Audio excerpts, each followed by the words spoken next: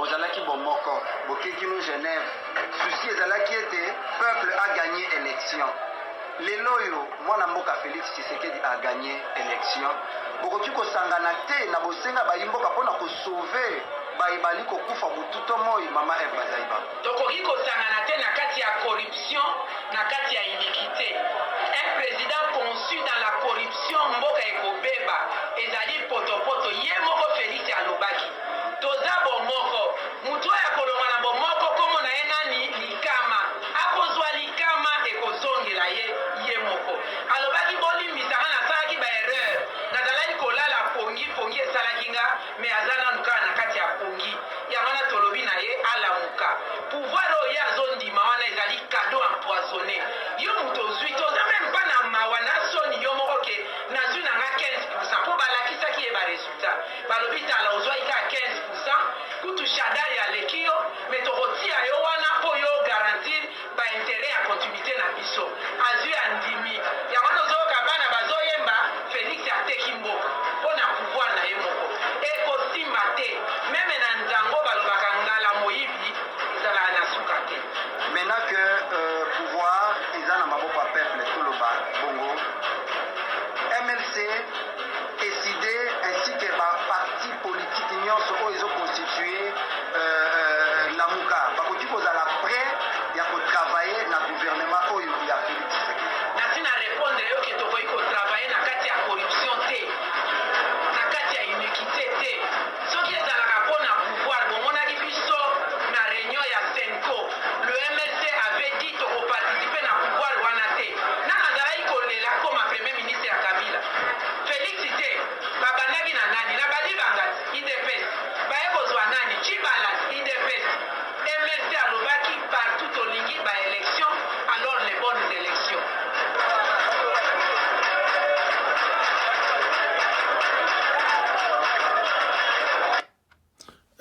bandeko na banzi bolandi politicien na bino Eve Bazaiba ba déclaration ya salaka à l'époque lelo yo aza vice premier ministre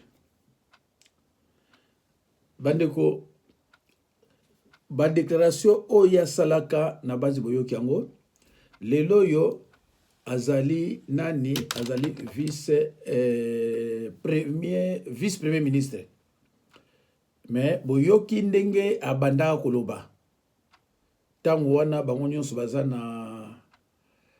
na côté ya lamuka lelo yo a cédé mais naza pona yebisa bino ke c'est lui qui accepte n'est-ce pas, de travailler avec Tshilombo, cela veut dire il a accepté de travailler avec Kabila. Parce que jusqu'à ce jour, c'est Kabila qui gère le pays. Et Tshilombo est là pour obtempérer aux ordres de Kabila. Donc, Tshilombo et le ministre, ils travaillent pour Kabila et Kagame. Alors, Sobo Yoki, nani mutuazolo baboye. Bozalaki bomoko, bokeki no Genève. Souci ezalaki ete peuple a gagné élection. Lelo oyo mwana mboka Félix Tshisekedi a gagné élection. Bokoki kosangana te na bosenga bayimboka mpona kosauve bayibali kokufa bututo moi mama Eve Bazaiba tokoki kosangana te na kati ya corruption na kati ya iniquité un président conçu dans la corruption mboka ekobeba ezali potopoto ye moko Félix alobaki toza bomoko mutu oyo akolonga na bomoko komo na ye nani likama akozwa likama ekozongela ye moko alobaki bolimbisanga nasalaki baerreur nazalaki kolala pongi esalaki nga me aza nanu kaka na kati ya pongi yango wana tolobi na ye alamuka pouvoir oyo ye azondima wana ezali kado empoisonné yo mutu ozwi toza meme mpa na mawa na soni yo moko ke nazwi nanga 15% mpo balakisaki ye baresultat balobi tala ozwaki kaka 15% kutu shadari aleki yo me tokotia yo wana mpo yo garantir baintere ya continuité na biso azwi andimi yango nozoyoka bana bazoyemba Félix ateki mboka mpo na pouvoir na ye moko ekosimba te meme na nzango balobaka ngala moyibi ezalaka na suka te. Maintenant que pouvoir eza na maboko ya peuple toloba bongo MLC décidé ainsi que parti politique nyonso oyo ezoconstitue lamuka bakoki kozala prêt ya kotravailler na gouvernement oyo ya Félix Tshisekedi.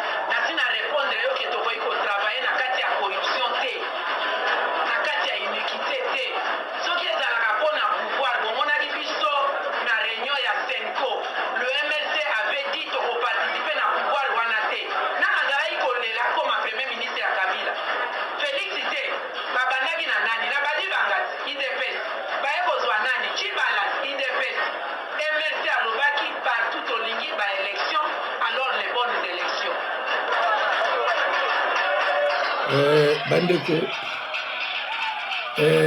tokebaka na munoko na biso munoko na biso ekorattrape Eva bazwaka bato bazoba te yo omilakisaki ke nga naza na opposition mais quand tu es dans l'opposition reste ferme nzala batie bino na opposition banzala mobali ya kufi moya ko vivre sur les autres bino tikana bwaka nzoto kuna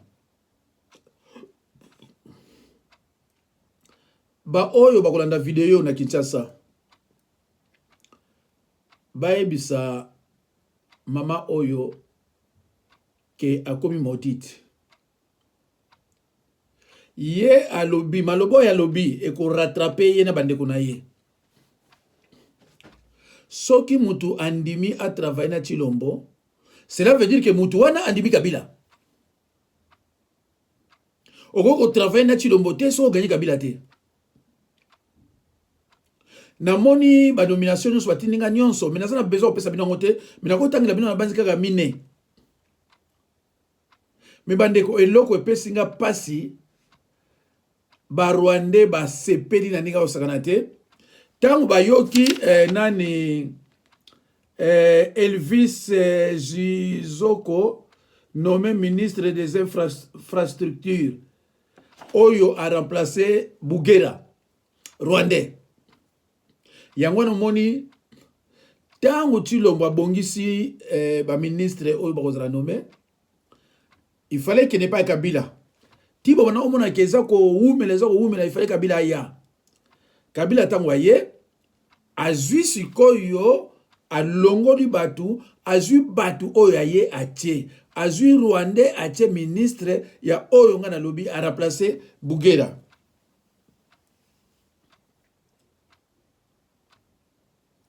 donc union sacrée ça ngole omote bandeko union sacrée ko esa ngole omote et trahir contre les sous bandeko zamawa botala ministre des infrastructures botala ye azanani Rwandais tango balobi nani aza wana soki Bugera boye tout ça bile tolongola Bugera pona to bare bato oyo batie wana Rwandais eza mawa bandeko na ngai mais totala nano on te soit au nom du Père Yachiti du Fils Yafati et du Saint-Esprit le peuple d'abord.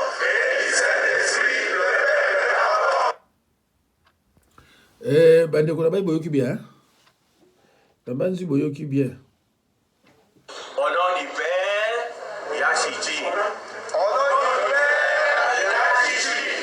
du Fils Yafati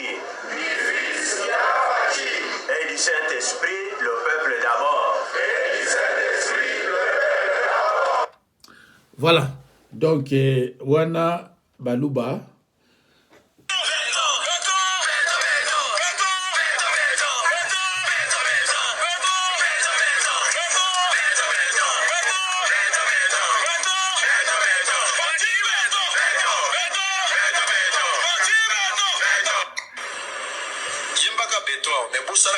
fatia loko kuzonge pa na bino na mupompa nzela eza te.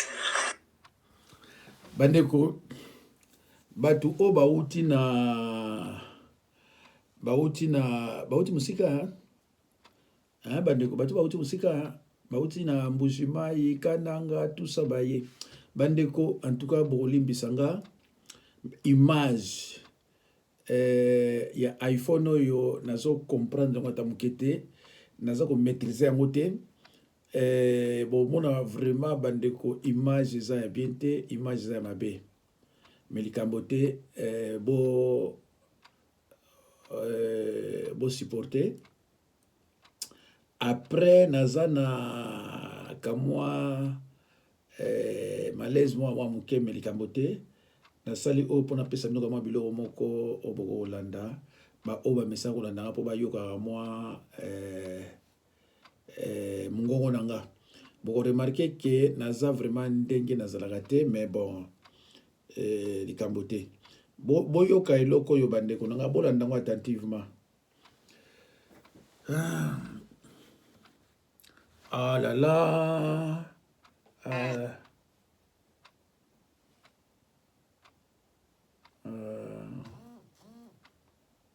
oh là bandeko toujours à moi problème mais voilà ce que toza okota lingala ngana yo problème eza te ngaye bandeko eze eloko moko ya bien po bolanda mais en tout cas ezosimba kaka te nameka ya suka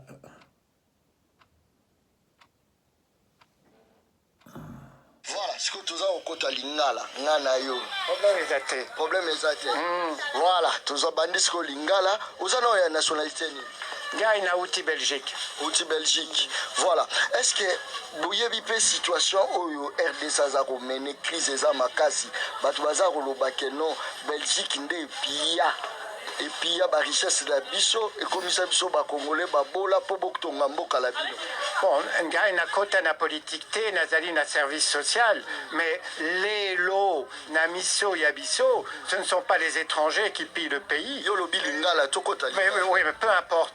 Les lots, ce ne sont plus les étrangers qui pillent le pays, ce sont des responsables nationaux. Quand on oh là là là là là là. Ah, mais dis, nalandi onga moko wa malamu, et comme il peut pas sabino, ça devient un problème. Mais c'est quoi ça? Hein, Balouba? C'est quoi ça? Ah, bandeko.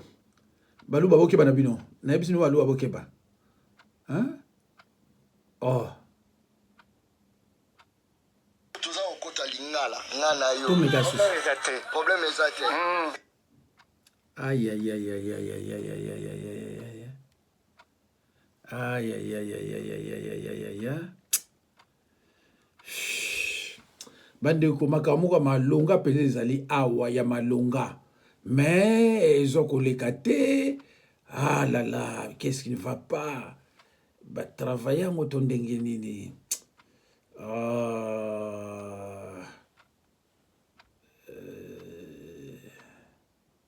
Voilà, ce que toza okota lingala, ngana yo. Problème eza te. Voilà, toza bandi siko lingala, oza na ya nationalité ni. Ngai na uti Belgique. Voilà. Est-ce que boyebi pe situation oyo RDC aza ko mene crise eza makasi, batu baza ko lobake non Belgique nde pia. Et puis il y a la richesse de biso et comme ça biso ba congolais ba bola po bokutonga mboka la bino. Bon, ngai na kota na politique te nazali na service social, mais les lots na miso ya biso, ce ne sont pas les étrangers qui pillent le pays. Yo lobi lingala tokota. Oui, mais peu importe. Les lots, ce ne sont plus les étrangers qui pillent le pays, ce sont des responsables nationaux. Quand on entend au Kati, la radio internationale, Dengue, Baliaki, Bongo, il y a ministère de l'enseignement, et Pesampasi, Nabatobanso. Bon, Ngai Nazali na politique, Nazali na travail social. Mais pourquoi est-ce que ces enfants sont dans la rue? C'est parce que il y a Tokokota yango, mais tu profiter de l'opportunité, mais tu n'as pas quelques questions. Est-ce que Bobby que RDC a souffrir ma casse? Bon, mais tout le monde n'a pas si mi colonion. Ponanini, Bana, Bazalina, Balabala, Pambate, il n'y a rien à manger. Alors que le pays peut produire l'alimentation pour toute l'Afrique. Pourquoi est-ce que le pays importe le riz, par exemple, alors que le pays pourrait exporter le riz dans toute l'Afrique? Et Utiwapi, ça vient du pillage de l'étranger ou ça vient de l'organisation nationale? Papa, il ne faut pas accuser les autres de ce que nous sommes capables de faire nous-mêmes. Tozali responsable, il y a Bana, il y a Bisso. Tozali responsable, il y a Avenir, il y a Bango. Donc, Bisso, Tosala Nini, Pona, Bana, il y a Bisso. C'est ça. Soki, journée mondiale des enfants de la rue et Kozala, c'est pour que chacun de nous, dans le pays, chacun de nous dans cette ville de Kinshasa sache qu'il y a une situation d'injustice qui nous concerne toutes. C'est là. Aujourd'hui, nous avons 30 000 enfants dans la rue à Kinshasa. Mais qui va s'en occuper? Mais si chaque famille, chaque commune, Toyamba Bango, solution Ezali, Ponanini, est-ce qu'il faut que ce soit des ONG, toutes sortes d'associations qui le fassent? Est-ce que ça ne nous concerne pas tous? C'est là. Est-ce que la Belgique, politique y a yo, papa, tika politique y a yo. Non, tika politique y a yo. Maintenant, ce n'est pas la question d'interpeller les étrangers, ça c'est un faux problème. Aujourd'hui, la question est Kozala, interpeller les nationaux. Qu'est-ce que nous faisons pour nos enfants? Est-ce que c'est la Belgique et l'Europe qui doivent s'occuper des enfants de la rue à Kinshasa? Oui? Ou bien Bana Bazala Bana Yanani? Ah, papa, Tika ne fait pas des déviations politiques. Accepte le problème et dit Bisso Tosala Nini. Bisso na chaîne ya télévision ya yo, Osala Nini Koyamba Bana, Osala Nini ko conscientiser famille Koyamba Bana. Soki ozali na politique internationale, ezali déviation. Bandeko, ndabanzi bolandi mundela ndinga lobi. Totikaka déviation politique. Mboka na biso, ceux qui ban na biso bazo souffrir. 30 000 enfants sont dans la rue. Mais ça ne regarde pas la Belgique, ça ne regarde pas la France, ça regarde des responsables nationaux. Oh bazo kokate. Alors, siko yosoko yena biso ba Congolais. Moussa na biso nini? Lumumba bomaka baluba babengi nani héros national. Mobutu aye azui 4 personnes à pendre bango babengi Elombe. Kabila aye ba fausse commune partout oya kundi bato aboyi bato babengi Raïs. Chilombo aye traître babengi Béton. Criminel mususu akuta okufa mikoloyo babenga soki mokonzi soki nani bandeko tant que to bando kumisa ka ba faussaire tant que to bando kumisa ba criminel la banani to ko sa eloko te. Un criminel faut yebake ba yebi ke za criminel, un voleur faut yebake ba congolais ayebi ke za voleur pe alingi yete. Tant on azotala na ba réseaux sociaux makambo ezoleka makambo bato baza koloba, je reste parfois hébété. Mais c'est pas possible. Mais c'est pas possible. Yo, on a comme ça criminel. Yo, on a comme ça moyibi. On a comme ça dictateur sanguinaire. Yo. Boy qui m'ont donné un lobby. Il y a des années où tu as service social. Mais boy qui m'ont lobby. Ça concerne les responsables nationaux. Ça ne regarde pas la Belgique. Kamere, na prison Aïbi Boni. Kabila, Aïbi combien? Onani, Chilombo, Aïbi combien? Est-ce que Italie France nanini? Italie Belgique nanini? Bandeko ça mawa mingi. Et ça mawa. namoni bilo mo batininga ezoleka na Beni bato batambola bulumbu ezati ke bati bakaleso j'ai dit batambola bulumbu mais ataki musala nzambe nakola examonte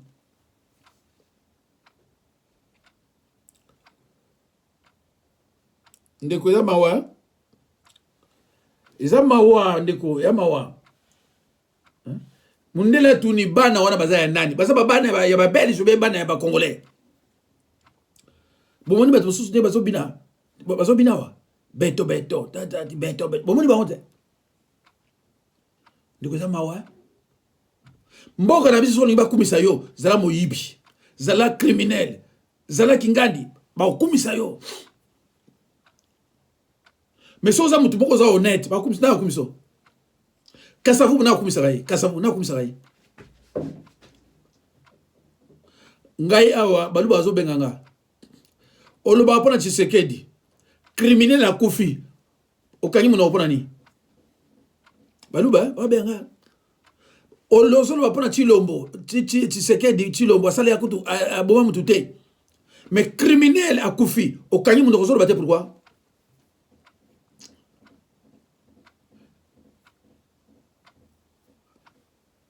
Ngaza ka presete nazana tana ngaya koloba tana ko kana koloba ngamu to kanga vérité azate muto ko kanga vérité azate soki yo za congolais et yo kumisaka ba fouteur de merde mais ngana kolanda yo te parce que muto za pour province na yo peut-être yo apesa au rien yo comme esclave ko kumisa ye mais ça passe ba ndiko ngai na lomena bilote Lumumba aboma banani baluba aboma ngoa babenga héros national Mobutu azui 4 personnes atandi bango singa bakufi babengi Elombe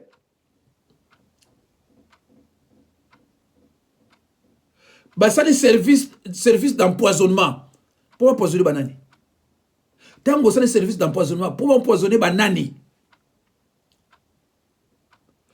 Kanambe aye, ba force commune partout. Bazolo na babi raisi. Tshilombo traître. Ba benye béton. Katumbi, Moyibi Munene. Les amis de Katumbi, ba congolais. Ah, mawa mingi. Criminel mutu auto kufa, ba benye ce que père ya nani. Quel buzoba zana congolais. Tata na yo abota yo ayibate okumisa kaite ozoki okumisa ba voyous sont des voyous oyo okumisa wana tangu nazalaka na ba fidèle nanga je les ai toujours dit que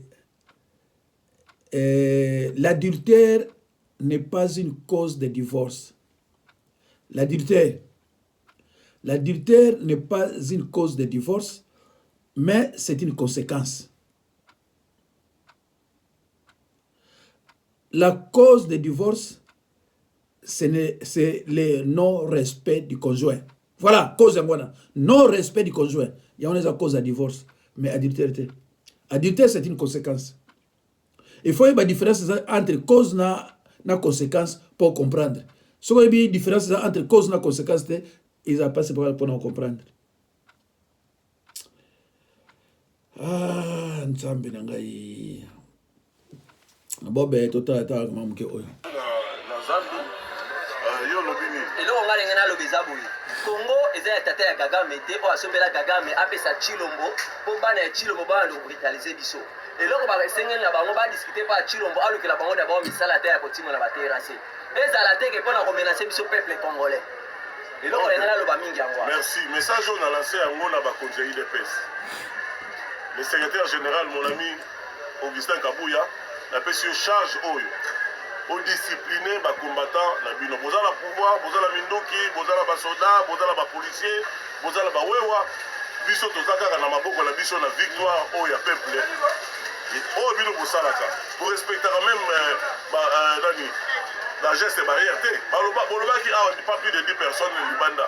Combien des parlementaires debout chaque temps on a Kinshasa totondisa bato basamba 200 bozokanga bango te bomoni tokipe bino te 200 yango oyo bogere mboka te peuple nzala biso tozosala masolo na biso mpo tolamusa peuple mais lokola botouche biso na lisu boyeba boyebi président Edi Martin Fayulu ye azali kobanga marche te marche aza kobima azwa ma projectile toyebi moto toza koluka ye mpo tokende na marche akolamuka 12 heures.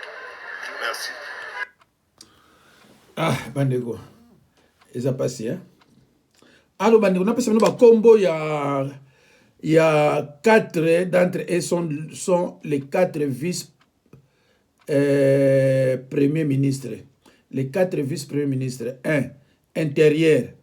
Daniel Asolo Okito, IDPS. Environnement.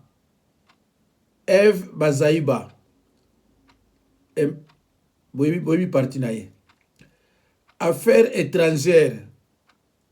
Christophe Lundula. Affaires étrangères. Christophe Lundula. Fonction publique. Jean-Pierre Liaou. FCC.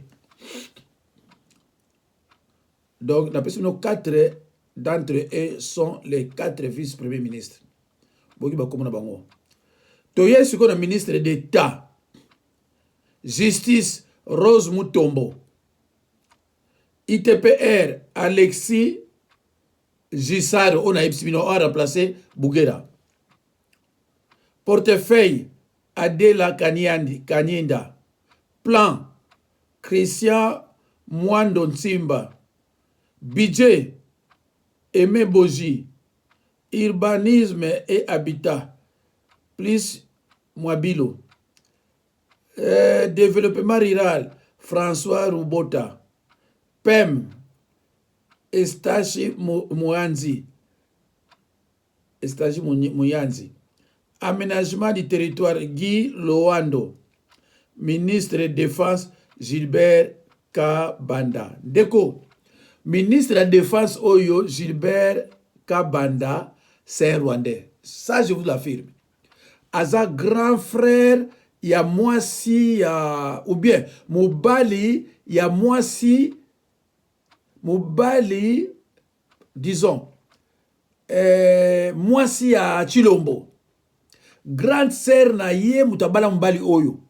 Soit Mobali Oyo, mutaza grand frère na ye. C'est sûr, c'est certain. Donc,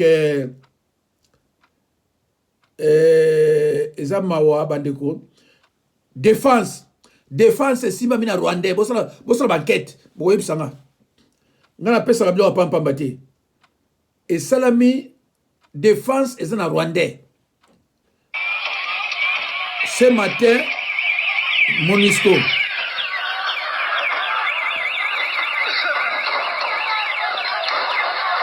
na este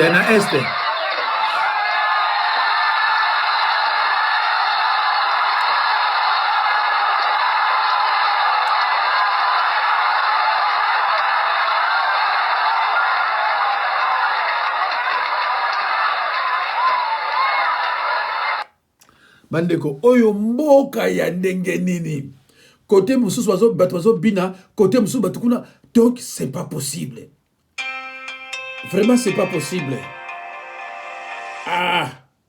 nzambe nanga ye. Accusé d'avoir une femme rwandaise et une mère angolaise, Félix Tshisekedi, fils d'Étienne Tshisekedi, est contraint de s'expliquer, au pire, se justifier. Ma mère est congolaise, vraiment à l'aise, elle se sentait maintenant congolaise, et puis d'origine du Kasaïpé. C'est vrai que son père, donc c'est-à-dire Koko Nabiso Yamobali, donc Bota Maman, Ayaka à l'âge de 6 ans, à Outaka Angola, il est venu à l'âge de 6 ans. Puis à Kolina Congo, à Balimwasi Naye, ma grand-mère qui a donc c'est-à-dire elle est dans la Katapongo, quoi. Elle a un peu de sang katangais, un peu de sang tété là, et puis du sang louba. Donc par rapport à Babotinae, quoi. Donc elle a un côté katangais, un côté côté Tétela, un côté Louba. Ça, c'est ma grand-mère. Mon grand-père, lui, il est venu de l'Angola, d'une tribu, Namalange, enfin, d'une région,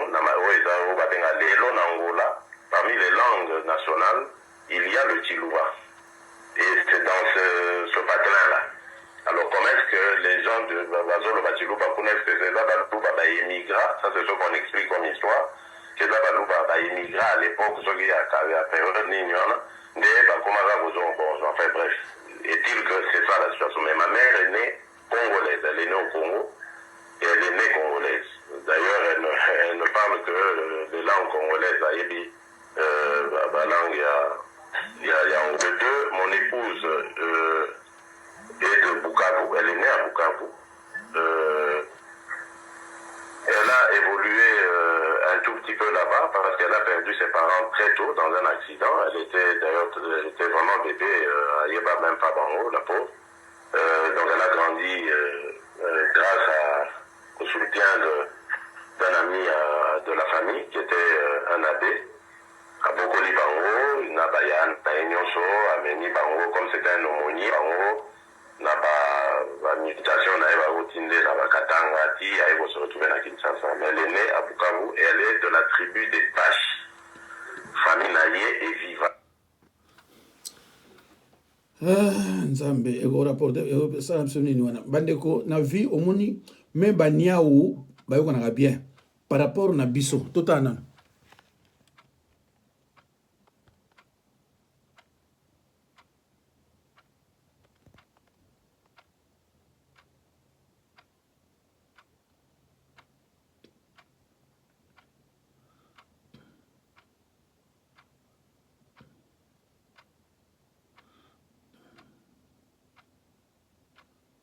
Alors bandeko bomoni me baniao bazana souci ya muninga ke songa na le il faut ne pas par mususu na pesa muninga pelia. Alors pana biso il y a des enfants 30 000 enfants dans la rue parce que mutoko s'occuper na bango zate tozo mona chilo mwazo lia partout matam ezo ya kaka mais les enfants qui sont dans la rue ne mangent pas. Bomoni bino moko extrait ya baniao Nia utamwale amuni muninga ne aza pembeni wana a centre ye palia ye pesuwa sili sikolia ye pa centre ye poya ba niao bandeko même exemple ba niao bokozo ngote et a passé ya bandeko c'est vrai ça passe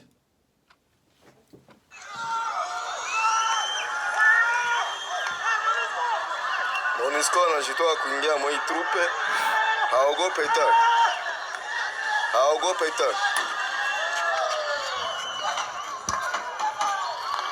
Haogope tena huyu Monisco huyu. Monisco haogope tena. Haogope vraiment.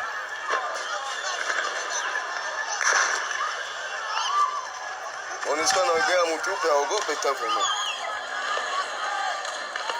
Haogope.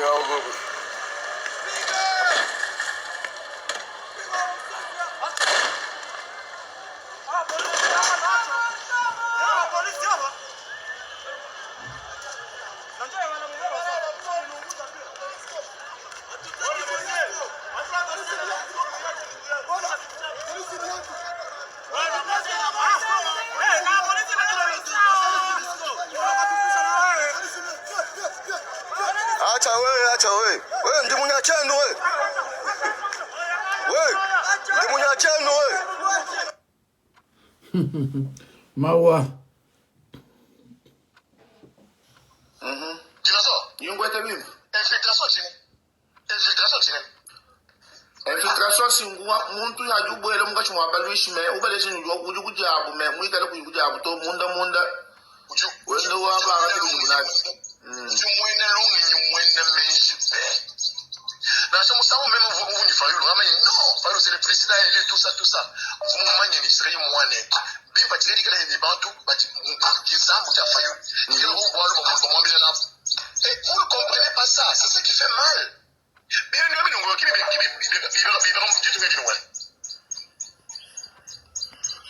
comprendre pingue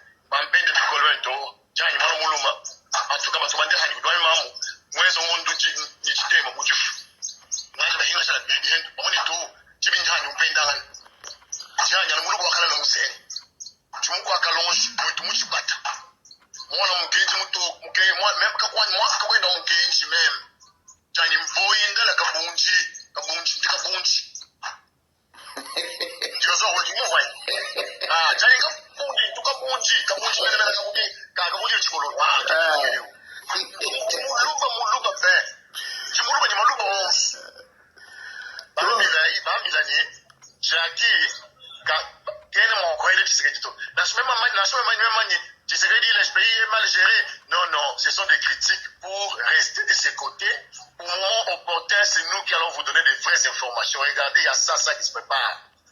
Moïse ne peut pas me donner de l'argent pour que j'insulte Félix. Il ne le fera jamais.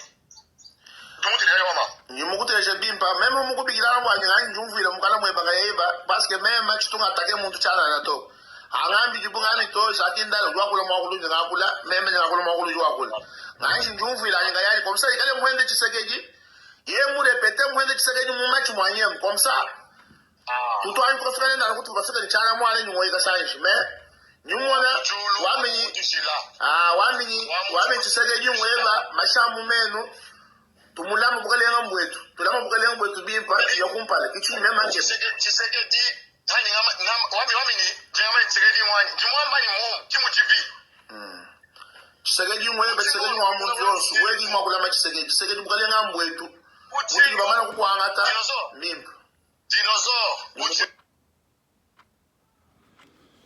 ba oyo bayoki ba comprendre tokomona ngo na nini oyo na tokomona ngo na ba commentaire eza pasi mais bandeko c'est comme ça hein? Voilà.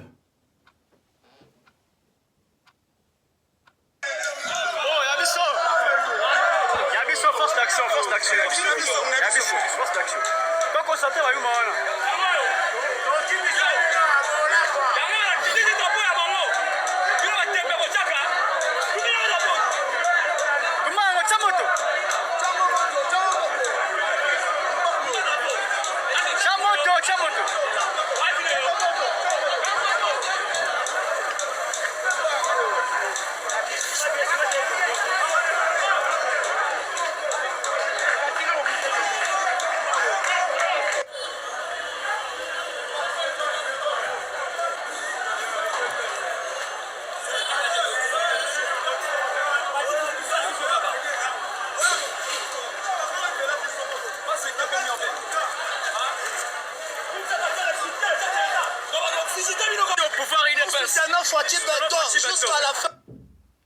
Alors bandeko bato bomoni wana Kabundi Jean-Marc Kabundi a recruté ba sportif batu ya makasi po baki ko beta batu ya lamuka yango ngoni na liboso soko tali yango zo mona batu makasi bazo bioma tout ça batu makasi bazo kende po ba bunda batu makasi o basila presque souffle pona nzala soko pesi vraiment ta poto awa wa umone vraiment bo pouvu abandi pe mbango kimi donc makasi ya na bango ko bunda na batu baza ba sportif te yo tango za sportif faut que no bunda na o za sportif bandi mayo mais yo soko no bunda na batu baza na ba sportif te tandi ba pesi bango soki ba $100 so ba combien oyo kabila banaye ko sala oyo bango banaye ko condamner ya mwana sikoyo il dépese aza ko sala voilà.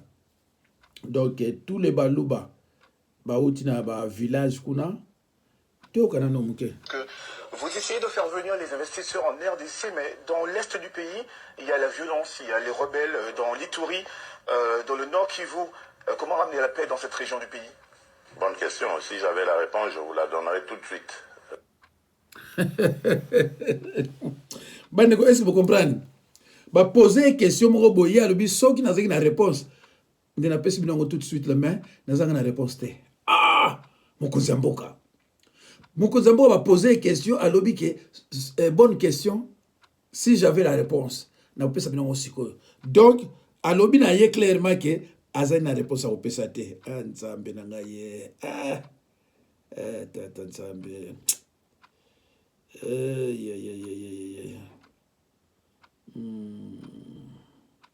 Bobe en tout cas bandeko na banzi to ke sumu sikate totala kama muke lokoyo bongo to oh la omoni kama banyamulenge oyo ezalaki second volet il y a paragraphe banyamulenge abordé par Félix lors de son allocution à Londres. Ceux qui vont se plonger la carte ya makanisi na bino lisusu beaucoup se souvenir que lorsque Félix a abordé la question des Banyamulenge et qu'il a été hué par l'assistance, Félix a dit, si mes souvenirs sont bons s'agissant des Banyamulenge, Totika koina nabiso nabiso, en parlant de Banyamulenge cette fois. Totika Koyinana, ces gens-là de génération, sont là de génération en génération. Et ça, lokola, oyo, Namboka, oyo, bofandi, bozui, bosengi nationalité, ba pimeli binongo po boutaki Afrique. Alors, tomboya, eloko wana. Boyebi des sous. Wana maloba est bimi à la lettre de Monoka Félix. Et donc, voilà ce que je vais dire pour répondre à Félix et à ceux qui, dans son entourage, l'encouragent dans cette idiotie. Félix, comparaison n'est pas raison d'écho. Quel est le Congolais qui a déjà, selon toi, revendiqué par la force, la menace, les armes, la nationalité du pays où il est accueilli depuis des années, sous prétexte qu'il y est accueilli depuis des années? Nga Moulalu, par exemple. Renouvelant Mukanda à 1 an, 3 fois. Carte de 10 ans, 2 fois. De 2002 à 2003, il y a 1 an, de 2005 à aujourd'hui, carte à 10 ans.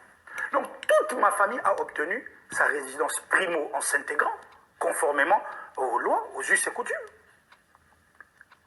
C'est le cas dans ma famille Nyonso, où il y a résident. Secondo, en respectant une rigoureuse procédure administrative. Donc, quel que soit que ton melaki paiement, ça a été éreintant, tu respectes qui est. Mais je ne suis pas français, Lélo, parce que je n'en ai jamais fait la demande de nationalité. Et c'est un choix. Et si un jour je veux la nationalité, mais il faut se plier dans la loi. C'est aussi simple que ça, Ndeko. Et non pas comme na fin d'aka, depuis Moula, na foutaka ba impôt, je vais me mettre à égorger les Français parce que c'est obligatoire. Pas pesanga nationalité. Mais a-t-on jamais vu ça? Donc du jour au lendemain, un beau matin, au nom de l'ancienneté de ma famille, installée sur les montagnes du midi de la France, ben n'a exigé reconnaissance et attribut Banyamini. Boni raisonnement ya Boindeko Félix. Attaque tout le monde à gardienne, à go raisonner donc nos familles sont des Banyamidi. Et voilà, ils exigent la nationalité. Ceux qui vont payer les bango, vont barrer les Français. Mais il y a un scandale. Et c'est valable donc pour les Banya Provence en Provence, pour les Banya Château-Rouge à Château-Rouge, pour les Banya Manchester à Manchester, pour les Banya Bretagne en Bretagne, pour les Banya XL. Mais c'est la folie totale. Et c'est ce que toi tu dis, Félix. Non, ces questions sont régies par des textes et non des inepties. Tikaba impartialité à géométrie variable. Tikaba 2 poids 2 mesures. Donc comparaison n'est pas raison. Félix. Oligito linga bango, pas de problème. Oligito yamba bango, pas de problème. 3 choses. 1. Baba Nyamulenge.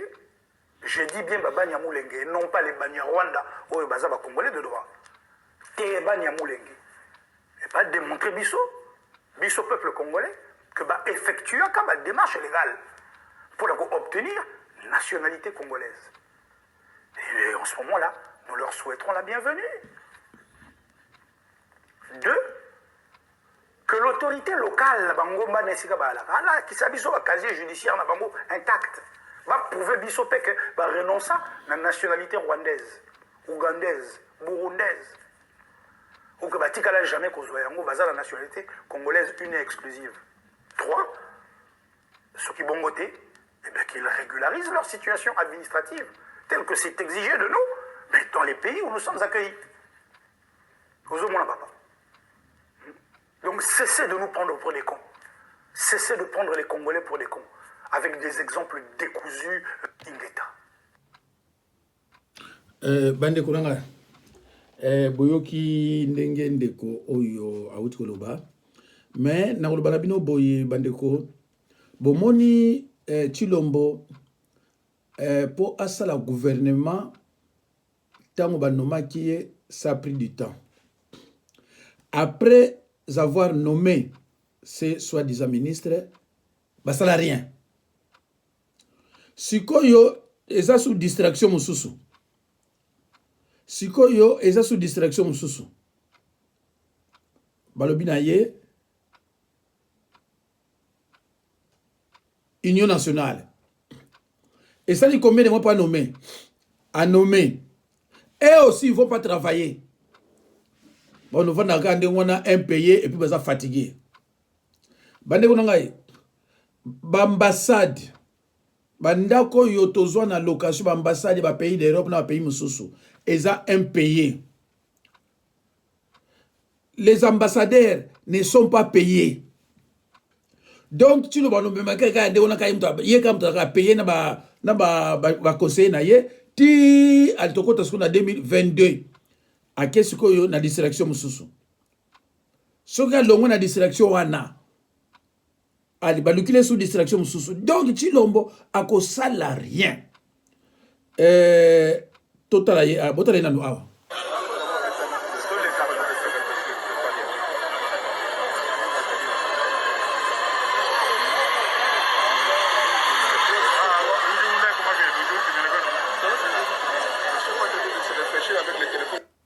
Nabe bomoni bien terre, butala yo, bomoni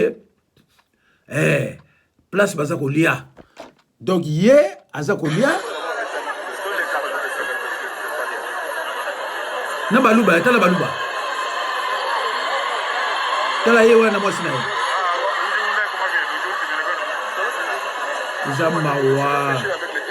Eza mawa bato baba na mona pasi na mbujimai, tala botala bon.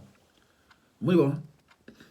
Tala matama Félix biloko ezana kati ya monoko hein bato bana mona pasi na mbushima ikula tala bango baluba bango bazo lia bazo sepela nzambe c'est triste hein bazo lia bazo sepela bamuso bazo mona pasi alors to yokaye yo komi ko sala réforme to le baboye Eliezer yo siko zo tangati ozana na IPEN ozana université Mbuto Muntu Etienne Tshisekedi aza docteur en droit. Lokuta na yo. Mwana na ye aza na diplôme d'état te.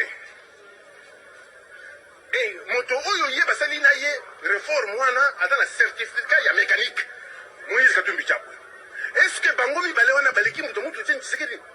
Na mayele. Est-ce que eloko ezozanga na Congo eza ba diplôme to eza ndenge parce que na ndenge wana ozokende to koya commenter pe to tuna ba titre ya mutu na mutu ozomona teke ozokende na voix moko ya bien. Tuna titre. Est-ce que ce qui manque à la République, c'est les diplômes ou bien c'est la volonté politique? Et le ils ont diplôme, to volonté. Est-ce que volonté politique en Tiango na bateau basala certificat mécanique? La politique est une science. Oyo moto akoti na kelasi, yo zo sala ni science politique. Moto akoti na kelasi asali mbula mitano. Pour voyez pas politique. La politique devient un art. Lorsque vous avez appris sur l'État, Lingolo Bake, au Vandina, politicien, au Salimboula, Zomi, ne va apprendre politique. Mais Félix, quand en 2011, comme politicien de Réunion. Donc, continuez peut-être dans une émission élaborée. Yo, comme ça, la réforme. Tout le baboye, Eliezer, yo, si vous êtes aux na IPEN, aux université. Mbuto Muntu Etienne Tshisekedi aza docteur en droit. Mwana na ye aza na diplôme d'état te. Et moto oyo ye basali na ye réforme wana aza na certificat ya mécanique. Moïse Katumbi Chapwe. Est-ce que bango mibale wana baleki Mbuto Muntu Etienne Tshisekedi? Na mayele. Est-ce que eloko ezozanga na Congo eza ba diplôme to eza ndenge parce que na ndenge wana ozokende to koya commenter pe to tuna ba titre ya mutu na mutu ozomona teke ozokende na voix moko ya bien. Tuna titre.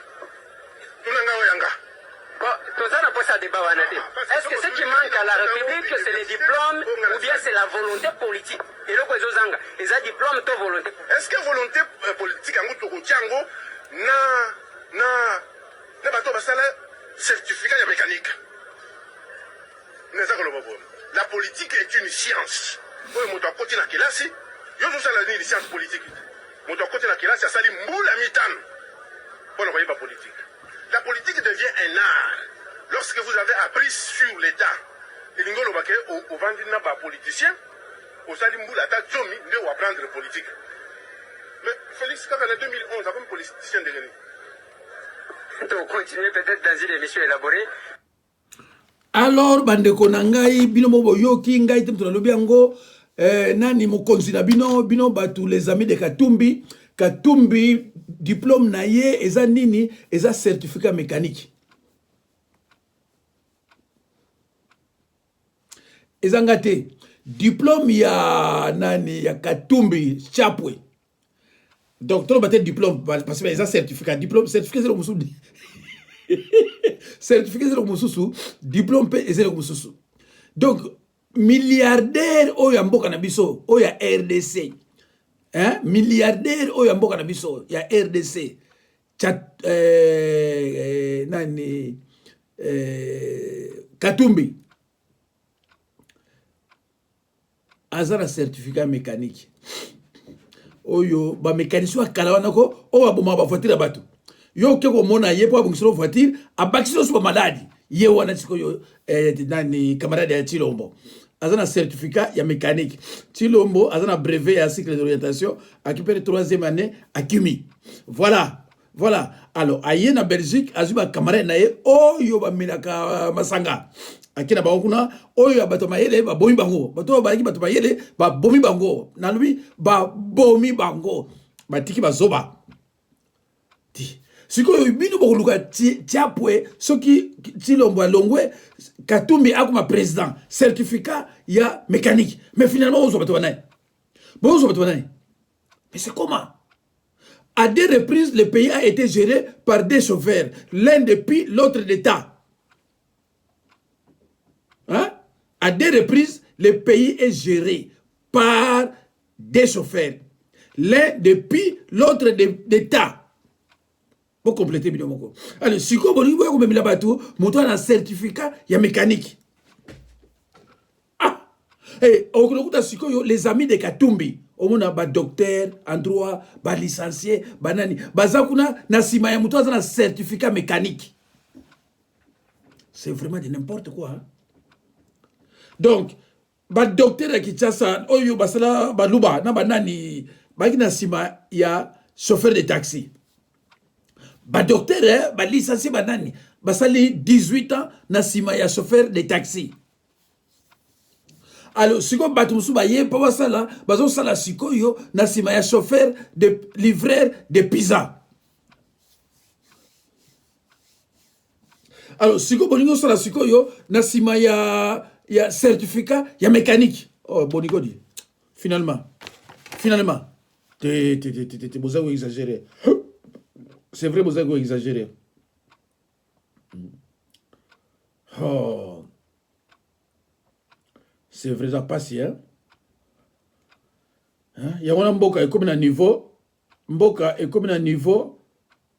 Il y a Batou. Bazo teka siko, banini ba spaghetti. Nami piku.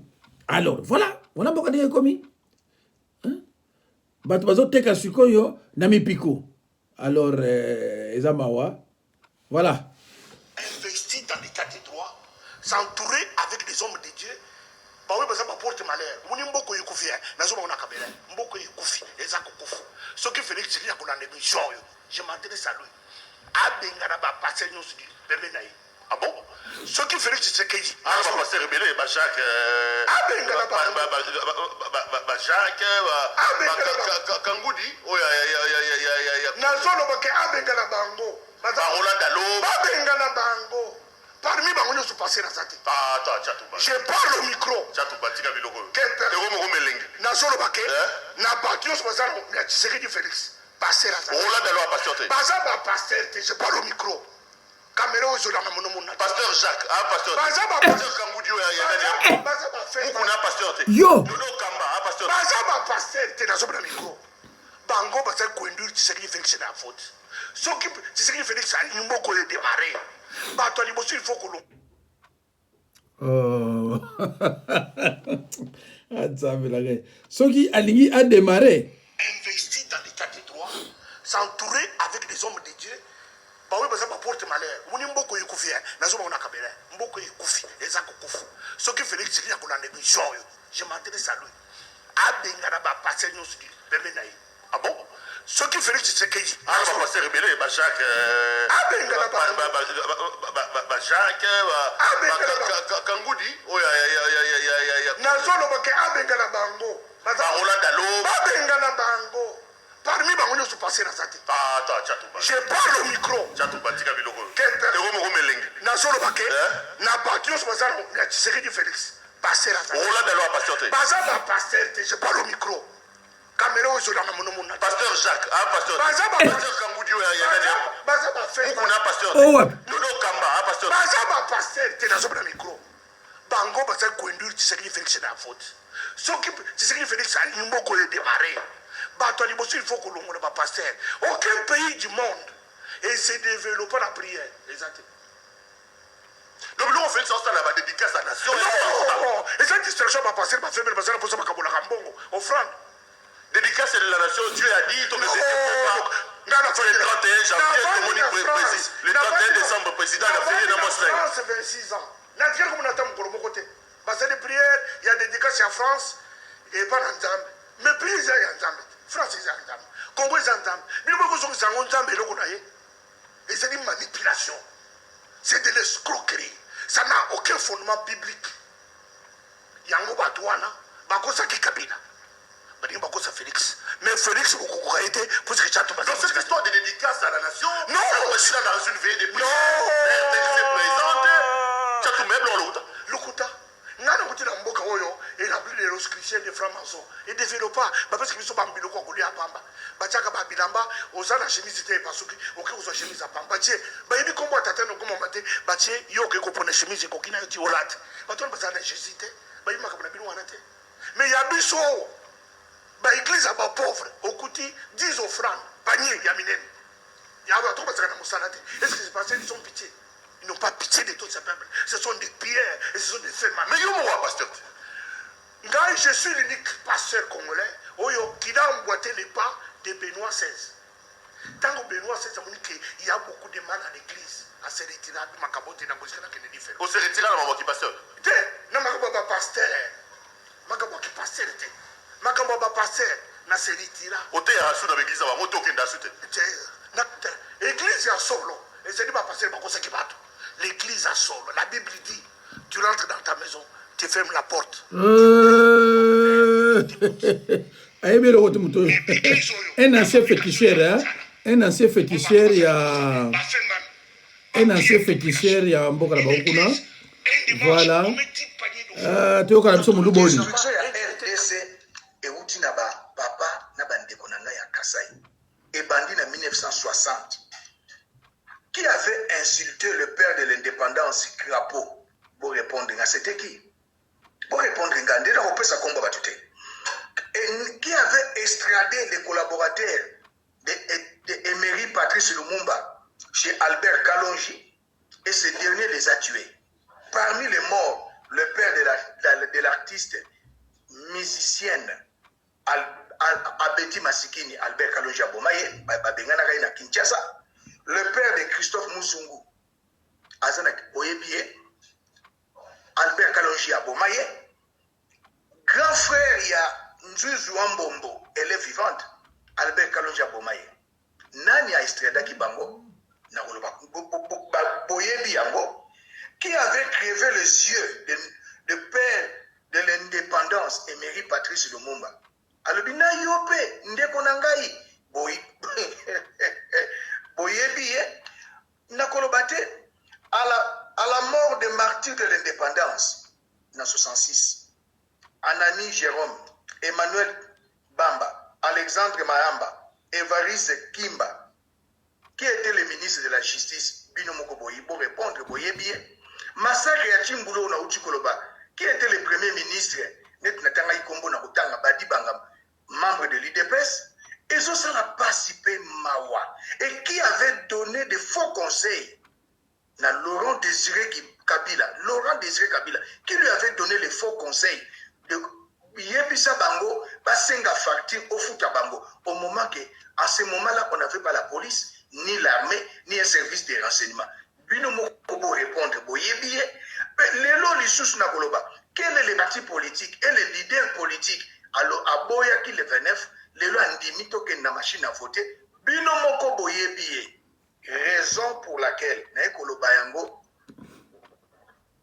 na longwe muluba. Pour 4 raisons. L'orgueil, bande konang nasa muluba, mais nasa orgueil. Pour 4 raisons. L'orgueil, et ça la bande konang baluba. Na longwe muluba. Égoïsme politique. Kakabiso, na longwe muluba. Troisième, tribalisme, na kanche kesa na bandundu, na politique. Na kanche kesa na Équateur, na politique. Na kanche kesa soki na Bas-Congo, na politique. Mais en politique, les hommes tribales politiques, c'est mes frères Kassaïen. Na longwe muluba. Complexe de supériorité. En politique, muluba monaka leki batunyoso. Te, yangote. Même si on a na kofinga na Congo, et bandi na bande konanga baluba. Kantuaka, Kasenj. Donc, qu'on minimise mutu, na longwe muluba. Yango na yepa papa nanga archibishop kutino kusenga na yo. Yo za munyanga ya Bas-Congo. Naza fils na yo spirituel. Soko koko yo sa ba chef kutime bo adopter nga na koma nanga munyanga. Nani? Je suis sérieux. Nani? Na longwe muluba. Po makambo leki na Congo eza yangote. Yo za papa nanga spirituel archibishop kutino na longwe muluba. Soko koko adopter nga. Poto mona mtusu muluba koma Canadien. Omona mtusu mongo. Ah non. Koya para bisote. Eza pécheté. Koya para bisote. Merci. Allo bande kunangai nzambe apambola bino na tiki bino.